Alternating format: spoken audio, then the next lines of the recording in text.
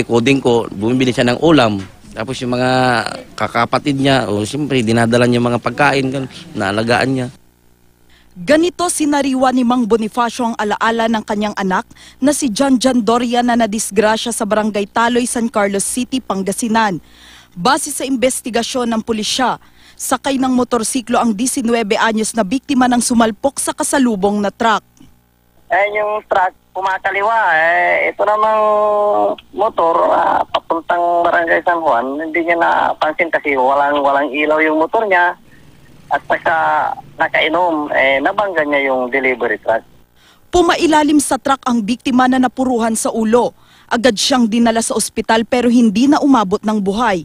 Labis na nagdadalamhati ang manaulilang kaanak ng binata. Katulong ko yun dahil siyempre panganay ko siya. Kuminsan sinasamahan niya ako, masakit. Marami nagmamahal din na masakit talaga. Nauwi naman sa areglo ang insidente. Patuloy ang paalala ng otoridad na mag-ingat sa pagmamaneho para makaiwas sa anumang disgrasya. Kim Bandarlipe, Nagbabalita, Pilipinas.